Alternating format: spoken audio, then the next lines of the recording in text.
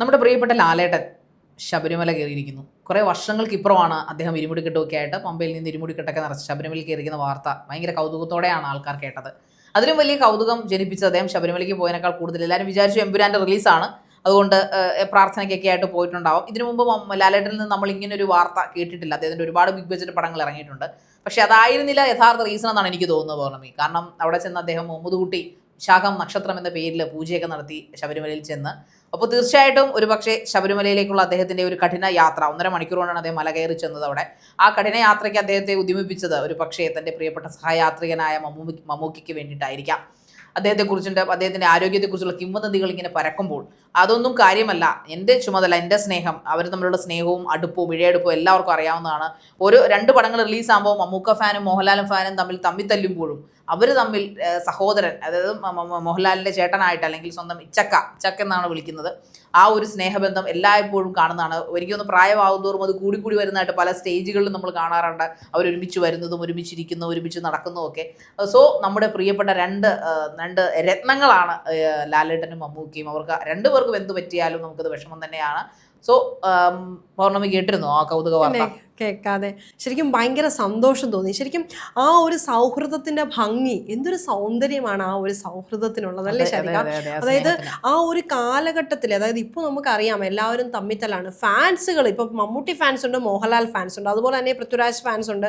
ഇപ്പം ന്യൂ ജനറേഷനിൽ ഇപ്പോൾ കയറി വന്നിരിക്കുന്ന ഇപ്പം മമ്മൂട്ടിയുടെ മകനാണെങ്കിലും മോഹൻലാലിന്റെ മകനാണെങ്കിലും ഇവർക്ക് എല്ലാവർക്കും തന്നെ ഇതൊന്നും അല്ലാതെ താരപുത്രന്മാരൊന്നും അല്ലാത്ത ഒരുപാട് പേര് നമ്മുടെ സിനിമയിൽ വന്നിട്ടുണ്ട്. ഇപ്പം നിവിൻ പോളിയൊക്കെ ആണെങ്കിലും, അതുപോലെ ടൊവിനോ തോമസ്, നിവിൻ പോളി, ഇവർക്കെല്ലാം, ഉണ്ണിമുഖൻ, ഇവർക്കെല്ലാം ഇഷ്ടംപോലെ ഫാൻസ് ഉണ്ട്. അപ്പം ഈ ഫാൻസുകൾ തമ്മിൽ ഒരു മത്സരമാണ്. ഇവരുടെയൊക്കെ സിനിമകൾ ഇറങ്ങുമ്പോൾ നമ്മൾ ഇവർ എങ്ങനെ വന്നു എന്നുള്ളതല്ല, അല്ലെങ്കിൽ താരങ്ങളുടെ മക്കളാണോ, അതൊന്നും അല്ല വിഷയം. ഈ വന്ന ഇപ്പം നമ്മുടെ അശോകന്റെ, അല്ലെ, ഹരിശ്രീ അശോകന്റെ മകനാണേലും, അപ്പോൾ അർജുൻ അശോകൻ, അങ്ങനെ ഒരുപാട് പേരുണ്ട് ഇപ്പൊ ഇൻഡസ്ട്രിയിൽ. പക്ഷേ ഇവരിൽ ഒന്നും കാണാത്ത, അല്ലെങ്കിൽ ഒരുപക്ഷെ ഇവർക്കുണ്ടെങ്കിൽ പോലും അത് പുറത്തേക്ക് അത്രമാത്രം പ്രതിഫലിക്കുന്നില്ല. പക്ഷെ ആ ഒരു കാലഘട്ടത്തിൽ ഇപ്പം മമ്മൂട്ടി മോഹൻലാൽ എന്ന് പറയുന്ന ആ ഒരു 2 യുഗങ്ങൾ, അല്ലെങ്കിൽ ആ ഒരു യുഗത്തിലെ ആ ഒരു ഫ്രണ്ട്ഷിപ്പ്, ആ ഒരു സൗഹൃദം എത്ര മനോഹരമായിട്ടാണ് അവരത് കൈവളയിൽ കൊണ്ട് നടക്കുന്നത്. പലപ്പോഴും ഇവർക്ക് വേണ്ടിയുള്ള ഫാൻസ്, അല്ലെങ്കിൽ ഈ നാട്ടുകാർ, ജനങ്ങൾ, അല്ലെങ്കിൽ ചെറുപ്പക്കാർ എല്ലാവരും അങ്ങോട്ടും ഇങ്ങോട്ടും, ഞാൻ മോഹൻലാൽ ഫാനാണ്, നീ മമ്മൂട്ടി ഫാനാണ്, നിങ്ങൾ ഞങ്ങളോട് മിണ്ടണ്ട, അല്ലെങ്കിൽ അങ്ങോട്ടും ഇങ്ങോട്ടും സിനിമയുടെ പേരിൽ തല്ല്, സിനിമ റിലീസ് ചെയ്യുന്ന തിയേറ്ററുകളിൽ പൊടിപൂരം അല്ലെങ്കിൽ ആഘോഷം, ഇങ്ങനെയൊക്കെയുള്ള സംഭവങ്ങൾ നടക്കുമ്പോഴും സെയിം ടൈമിൽ എന്ത് തന്നെ ഫംഗ്ഷൻ ആയിക്കോട്ടെ, എപ്പോഴും ഇവർ 2 പേരും ഒന്നിച്ച് പങ്കെടുക്കുന്ന ഒരു ഫംഗ്ഷൻ ആണെങ്കിൽ കൂടുതലും ഇവർ ഒന്നിച്ചായിരിക്കും ഇരിക്കുക. ഇവർ സൗഹൃദങ്ങൾ പങ്കിടാറുണ്ട്, ഇവർ കാര്യങ്ങൾ അന്വേഷിക്കാറുണ്ട്. അപ്പം നമ്മളെല്ലാവരും വിചാരിക്കും, 2 എക്സ്ട്രീമുകളാണ്, ഇവർ തമ്മിൽ ഇത്രയും കമ്പനിയാണോ? നമ്മളൊക്കെ ചെറുപ്പത്തിൽ അങ്ങനെ നമ്മൾ ചിന്തിച്ചുകൊണ്ടിരുന്നത്. ഇവർ 2 പേരും തമ്മിൽ മത്സരമായിരിക്കും എന്നൊക്കെ ആണ്. പക്ഷെ പിന്നീട് വളർന്നപ്പോൾ ഇവരെ ഒന്നിച്ച് വേദികളിൽ കാണാൻ തുടങ്ങിയപ്പോൾ, ഒന്നിച്ച് സൗഹൃദം പങ്കിടുന്നത് കണ്ടപ്പോൾ, ഇവർ തമ്മിൽ നല്ല സുഹൃത്തുക്കളാണ്, വെറുതെയാണ് ഈ ഫാൻസുമാർ അല്ലെങ്കിൽ ഫാൻസ് അങ്ങോട്ടും ഇങ്ങോട്ടും തമ്മിൽ തല്ലുന്നതെന്നൊക്കെയുള്ളൊരു തിരിച്ചറിവ് വന്നു. പക്ഷേ ആ ഒരു കാലഘട്ടത്തിൽ, എന്നാൽ ഇവർ വളർന്നു വന്ന, അല്ലെങ്കിൽ ഇവർ സിനിമാ മേഖലയിലേക്ക് വന്നൊരു കാലഘട്ടം എന്ന് പറയുന്നത് ഇപ്പോഴുമായിട്ട് നമ്മൾക്ക് കമ്പയർ ചെയ്യാനേ പറ്റില്ല. കാരണം ഒട്ടും സാങ്കേതികമായിട്ടുള്ള ഒരു വളർച്ചകളും ഇല്ലാതിരുന്നൊരു കാലഘട്ടത്തിലാണ് ഇവർ വന്നത്. അന്നും ഏറ്റവും നല്ല മികച്ച കഥാപാത്രങ്ങൾ, വളരെ കുറച്ച് സിനിമകൾ മാത്രമേ ആ കാലത്ത് പരാജയപ്പെട്ടിട്ടുള്ളൂ എന്നാണ് മനസ്സിലാക്കുന്നത്. പക്ഷേ എങ്കിലും അത്രയും നല്ല ഒരു പിടി നല്ല സിനിമകൾ ആ ഒരു കാലഘട്ടത്തിൽ സമ്മാനിച്ച് അതിനെ വളർന്ന് ഇപ്പോൾ ഇത്രയും ടെക്നോളജീസ് ഡെവലപ്ഡ് ആയിട്ടുള്ള ഈ ഒരു സമയത്തും ആ ഒരു സ്റ്റാർഡത്തിന്, അല്ലെങ്കിൽ ആ ഒരു തലക്കനത്തിന്, അല്ലെങ്കിൽ ആ ഒരു പവറിന് കൂടുന്നതല്ലാതെ ഇപ്പോഴും യാതൊരുവിധ കുറവും സംഭവിച്ചിട്ടില്ല. ഇപ്പോൾ ഈ പറയുന്ന മമ്മൂട്ടി ആണെങ്കിൽ പോലും എല്ലാവരും അദ്ദേഹത്തിൻ്റെ സൗന്ദര്യത്തെ വാഴ്ത്തി പാടുകയാണ്. അദ്ദേഹത്തിന് ചെറുതായിട്ടാണെങ്കിൽ പോലും ഒരു വയ്യാഴിക, ഒരു അസ്വസ്ഥത സെറ്റിൽ വെച്ച് സംഭവിച്ചു, വിശ്രമത്തിലാണ് എന്ന് പറഞ്ഞപ്പോൾ വിഷമിക്കുന്ന, വേദനിക്കുന്ന ഒരുപാട് ജനങ്ങളുണ്ട്, ഒരുപാട് ഫാൻസ് ഉണ്ട്, അല്ലെങ്കിൽ ഒരുപാട് നല്ല മനസ്സിന് ഉടമയായ ജനങ്ങളുണ്ട്.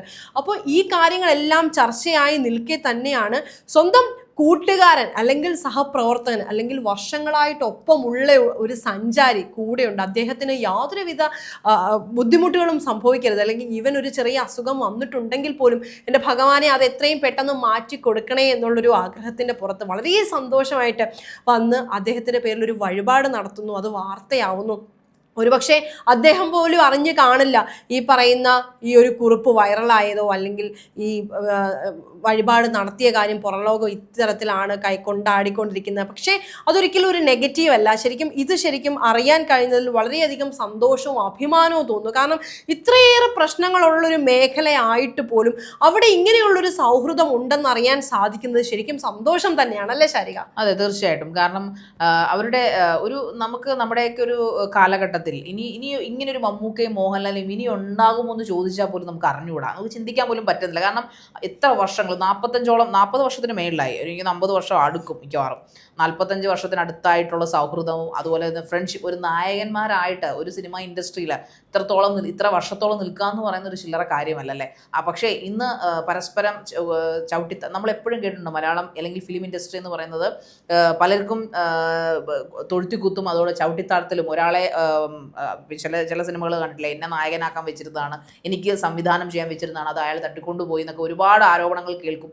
ആ ആരോപണത്തിലും ഒക്കെ വീഴാതെ രണ്ടുപേരുടെയും കസേരകൾ ഇരുന്നു കൊണ്ട് എന്നാൽ പരസ്പരം സ്നേഹിച്ചുകൊണ്ട് മുന്നോട്ട് പോയ 2 കലാപ്രവർത്തകർ അല്ലെങ്കിൽ 2 സഹപ്രവർത്തകർ എന്ന് വേണമെങ്കിൽ അവരെ വളരെ എളിമയോടുകൂടി നമുക്ക് പറയാം. അവരുടെ സ്നേഹം സംശുദ്ധവും പരിശുദ്ധവുമായിരുന്നു എന്ന് തെളിയിക്കുന്നതാണ് ഇപ്പോൾ ആ ലാലേട്ടൻ ഇത്രയും കഠിനമായ മലകൾ താണ്ടിക്കൊണ്ട് ഈ പ്രായത്തിലും അദ്ദേഹം മമ്മൂക്കയ്ക്ക് വേണ്ടിയിട്ടാവണം ഒരു പക്ഷേ മെയിൻ ഒരു അജണ്ട എന്ന് പറയുന്ന എമ്പുരാൻ പ്രാർത്ഥന ഒരു അജണ്ടയൊന്നും അല്ല, പക്ഷേ പ്രാർത്ഥിക്കാനായിട്ട് അദ്ദേഹം പോയി. അദ്ദേഹത്തിന് ഒരു വലിയ സംരംഭം ഇറങ്ങുന്നു. അതോടൊപ്പം തന്നെ ഇച്ചക്ക അതായത് മമ്മൂക്കയ്ക്ക് വേണ്ടി ഒരു വഴിപാട് അവിടെ ചെയ്യണമെന്ന് തീർച്ചയായിട്ടും ഒരുപക്ഷെ മെയിൻ അജണ്ട ഒരുപക്ഷെ മമ്മൂട്ടിയുടെ ഒരു വിശ്വാസം മമ്മൂട്ടിയുടെ ആരോഗ്യസ്ഥിതി സംരക്ഷിക്കണം എന്ന് തന്നെ ആവണം. ഈ വാർത്തകൾ ഒരുപക്ഷെ മമ്മൂക്ക അറിയുന്നുണ്ടാവില്ല, അദ്ദേഹം സെറ്റിലായിരിക്കാം അല്ലെങ്കിൽ വിശ്രമത്തിലായിരിക്കാം. എനിവേ എന്തായാലും അദ്ദേഹത്തെക്കുറിച്ചുള്ള കുറേ കഥകൾ, കുറേ കിംവദന്തികൾ എല്ലാം ഇങ്ങനെ പരന്ന് ഒഴുകിക്കൊണ്ടിരിക്കുകയാണ്. അത് വേൾഡ് മുഴുവൻ എവിടെയൊക്കെ മലയാളികളുണ്ടോ അവിടെ എല്ലാം ഇത് എത്തിയിട്ടുണ്ട്, അവരെല്ലാം ആശങ്കാകുലരാക്കിയിട്ടുണ്ട്. ഇതെല്ലാം ചെയ്തു വെക്കുന്നത് സത്യം എന്തെന്നറിയാത്ത അല്ലെങ്കിൽ സത്യത്തെക്കുറിച്ച് അന്വേഷിക്കാതെ ആ ഒരു ധർമ്മം ചെയ്യാതെ പടച്ചുവിടുന്ന മാധ്യമങ്ങളാണ്. അതിനെ ഓൺലൈൻ ചാനൽ മാത്രം നമുക്ക് വിമർശിക്കാൻ പറ്റില്ല, കാരണം വേറെ പല മാധ്യമങ്ങളും ഇത് ചെയ്യുന്നുണ്ട്. എന്തായാലും മെയിൻ സ്ട്രീം മാധ്യമങ്ങളിലൊന്നും ഈ വാർത്തകൾ വന്നിട്ടില്ലെന്ന് എനിക്ക് തോന്നുന്നു. വന്നിട്ടുണ്ടോ?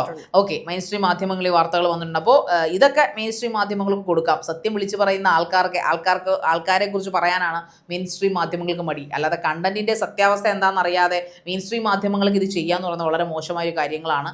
ഓൺലൈൻ മാധ്യമങ്ങൾക്ക് ഓൾറെഡി മഞ്ഞ പേരുണ്ടല്ലോ, പിന്നെ അവരെന്ത് ചെയ്താലും അവരുടെ തലയിലാണല്ലോ കെട്ടിവെക്കുന്നത്. അവർ കാരണമാണ് ഇങ്ങനെ പരുന്നത്. അപ്പോൾ ഇങ്ങനൊരു വാർത്ത മെഗാസ്റ്റാറിനെ കുറിച്ച് പരന്നപ്പോഴും സംയമനം പാലിച്ചുകൊണ്ട് ലാലേട്ടൻ ഒന്നും പറയാതെ തന്നെ അദ്ദേഹം നേരെ ദൈവത്തിൻ്റെ അടുക്കിലേക്കാണ് പോയത്. അദ്ദേഹം ശബരിമല അയ്യനെ കാണാനാണ് പോയത്.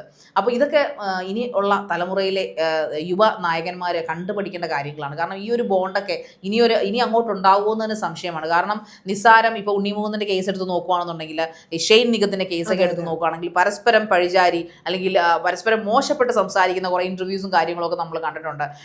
പിന്നെ ഊംഫ് എന്നൊക്കെ പറഞ്ഞ് അല്ലേ, അങ്ങനെ ഒരു ചെറിയ വൃത്തികെട്ട വർത്തമാനങ്ങളൊക്കെ ഷെയ്ൻ നിഗത്തിന്റെ ഭാഗത്തുനിന്നുണ്ടായി. ആ സെയിം ടൈമിൽ തന്നെയാണ് നമ്മുടെ ടൊവിനോയും ബേസിലും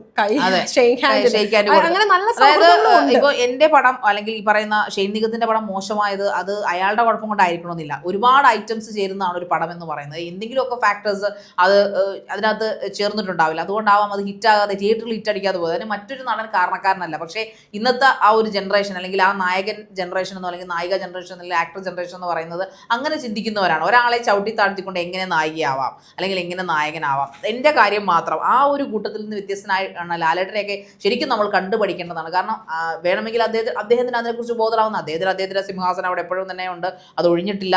അദ്ദേഹം ഇനി ഒരുപക്ഷെ മരണകാലം വരെ ഒരുപക്ഷെ അങ്ങനെ തന്നെ ആയിരിക്കും. തിരിച്ച് മമ്മൂക്കയ്ക്കും ചിന്തിക്കാം. എന്നാൽ അങ്ങനല്ല, അവർ ഏതു വേദിയിലും ഇങ്ങനെയുള്ള പരാമർശങ്ങൾ ഈ വിവാദങ്ങളുണ്ടാകുമ്പോൾ പൗർണമി ശ്രദ്ധിച്ചിട്ടില്ലേ, ആരെങ്കിലും ഇവർ ഉറപ്പായിട്ട് രംഗത്ത് വന്ന് കണ്ടിട്ടുണ്ടോ? ഒരിക്കലും. കാരണം വിവാദങ്ങൾ വരുമ്പോൾ ഒരിക്കലും അവർ വന്ന് അങ്ങനെ രംഗത്ത് പറയാറില്ല. എന്നാൽ ഇവരെക്കുറിച്ച് ആരെങ്കിലും പറയുകയാണെങ്കിൽ അവർ തീർച്ചയായിട്ടും പരസ്പരം അതിന് ക്ലാരിഫിക്കേഷനുമായിട്ട് വരുന്നതാണ് താനും.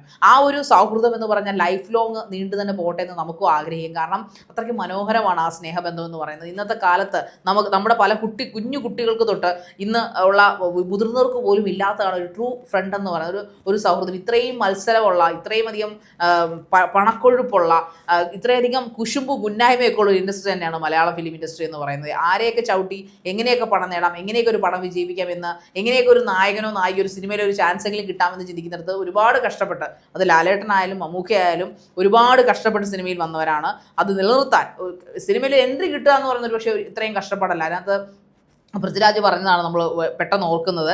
നമുക്ക് എൻട്രി ചെയ്യാം, നമുക്കൊരു നായകനായിട്ട് 2, 3, 4 പടങ്ങളിൽ അഭിനയിക്കാം, പക്ഷേ ആ വിജയം നിലനിർത്തുക എന്ന് പറയുന്നത്, അല്ലെങ്കിൽ ഇത്രത്തോളം വർഷം നമ്മളെ സസ്റ്റെയിൻ ചെയ്തു പോകാനാണ് അത്യധികം അധ്വാനം വേണ്ടി വരുന്നതെന്ന് ശരിക്കും ഒരു ഹാർഡ് വർക്കറായ പൃഥ്വിരാജ് എല്ലായ്പ്പോഴും ആസ് എ ആക്ടർ എന്ന നിലയിലുള്ള ഒരു ട്രൂ ഹാർഡ് വർക്കിംഗ് മാൻ ആണ് പൃഥ്വിരാജ് എന്ന് പറയുന്നത്. സോ മറ്റുള്ളവർ ഹാർഡ് വർക്കർ എന്നല്ല, അദ്ദേഹത്തിൻ്റെ വാക്കുകൾ നമുക്ക് കോട്ട് ചെയ്യാവുന്നതാണ്. അപ്പോൾ അങ്ങനെ അത്രയും ഹാർഡ് വർക്കിലൂടെ വന്ന ആ 2 മഹാനടന്മാർ അവരെന്നും ആരോഗ്യത്തോടു കൂടി തന്നെ ഇരിക്കട്ടെ എന്നാണ് നമ്മുടെയൊക്കെ ആഗ്രഹം. അങ്ങനെ തന്നെ മുന്നോട്ട് പോകട്ടെ. തീർച്ചയായിട്ടും ഈ ഒരു പ്രാർത്ഥന അയ്യൻ കേൾക്കുമെന്ന് തന്നെ നമുക്ക് പ്രതീക്ഷിക്കാം. മമ്മൂക്കയും മോഹൻലാലും പൂർണ്ണ ആരോഗ്യവാനായിട്ട് ഇനിയും ഒരുപാട് ഹിറ്റ് ചിത്രങ്ങൾ നമുക്ക് തരട്ടെ എന്ന് നമുക്ക് പ്രാർത്ഥിക്കാം.